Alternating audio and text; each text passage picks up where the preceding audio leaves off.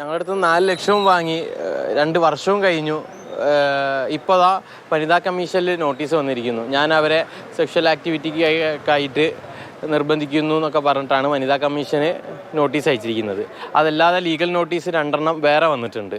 ഇപ്പോൾ ഞങ്ങൾ ഭീഷണിപ്പെടുത്തിക്കൊണ്ടിരിക്കുകയാണ്. നമ്മൾ കമ്പനിക്കെതിരെ കേസ് കൊടുക്കുക, അങ്ങനെ കേസ് കൊടുത്തതിന് ശേഷമാണ് ഇതൊക്കെ വന്നത്. അപ്പം മൊത്തത്തിൽ പോയിട്ട് നിൽക്കുന്ന അവസ്ഥയാണ്. ക്യാഷും പോയി, ഞങ്ങളെ 2 വർഷവും നശിപ്പിച്ചു. ഇപ്പോൾ ഞങ്ങൾക്കെതിരെ നിരന്തരമായിട്ട് അവർ വക്കീലിനെ വെച്ച് വക്കീൽ നോട്ടീസും വനിതാ കമ്മീഷനിലെ കേസും കാര്യങ്ങളൊക്കെ ആയിട്ടാണ് പോകുന്നത്. ഞങ്ങളെ കൂടെ ഉള്ള ആളുകൾ തന്നെ 12ഓളം FIR ഇപ്പോൾ ഓൾറെഡി ഇട്ട് കഴിഞ്ഞ്, 12ന് മുകളിൽ FIR ഇട്ടിട്ടുണ്ട്. ബാക്കിയുള്ളവരൊക്കെ കേസ് രജിസ്റ്റർ ചെയ്തിട്ടുണ്ട്, FIR ഇട്ടിട്ടില്ല. എന്നിട്ടും അവരിപ്പോഴും ഇത് തട്ടിപ്പ് നടത്തിക്കൊണ്ടിരിക്കുകയാണ്.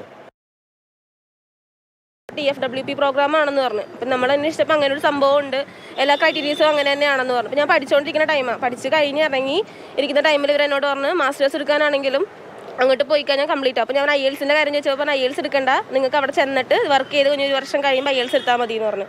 പിന്നെ ഞങ്ങൾ 3 പേരാണ് ഞങ്ങളിതിൽ കൊടുത്തേച്ചത്, ഞങ്ങളുടെ ഫ്രണ്ട്സ് 3 പേരും പഠിച്ച ഒരു ടൈമായിരുന്നു.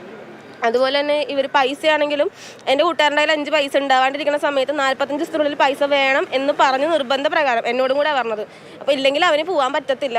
നമ്മൾ ആലോചിച്ച് ഇത്ര നേരം കൂടെ നിന്നിട്ട് അവസാനം പോകില്ലല്ലോ, പറ്റില്ലല്ലോ എന്ന് ഓർത്തിട്ട് നമ്മൾ ബാങ്കിൽ നിന്നൊക്കെ എടുത്തിട്ടാണ് നമ്മൾ അവർക്ക് കൊടുത്തത്. പിന്നെ എന്നോട് പറഞ്ഞ ലാസ്റ്റ് പറഞ്ഞൊരു പ്ലാൻ എന്ന് പറഞ്ഞാൽ നിങ്ങൾ കാനഡയിൽ പോകാൻ പറ്റത്തില്ല, പകരം അർമേനിയക്ക് അല്ലെങ്കിൽ ബൾഗേറിയക്ക് ആക്കി തരാമെന്ന് പറഞ്ഞു. ഞാൻ പറഞ്ഞു വേണ്ട, എനിക്ക് എൻ്റെ പൈസ തിരിച്ചു തരാൻ പറഞ്ഞു. അത് കഴിഞ്ഞിട്ട് പുള്ളിക്കാരെ തന്നെ വിളിച്ചിട്ടുമില്ല, കോൺടാക്ട് ആക്കിയിട്ട് ഒന്നും ഒരു ഇതും ചെയ്തിട്ടില്ല, മെസ്സേജിന് റിപ്ലൈ ഇല്ല, ഒന്നും ആക്കിയിട്ടില്ല. എല്ലാവരും ഇതുപോലെ തന്നെ പെട്ടിരിക്കണമെന്ന് പിന്നെ മനസ്സിലായത്. പിന്നെ അവരുടെ വാട്സാപ്പിൽ മെയിനായിട്ടും എല്ലാവരെയും ബ്ലോക്കാണ്, കുറച്ച് പേരെ മാത്രം ഇപ്പോഴും ഈ കൂട്ടത്തിൽ വിശ്വസിച്ച് വരുന്നവരുണ്ടെന്നാണ് നമ്മൾ അറിഞ്ഞത്. അത് ആരൊക്കെയാണ് എന്തൊക്കെയാണെന്ന് അറിയത്തില്ല, അങ്ങനെ ഉണ്ട്.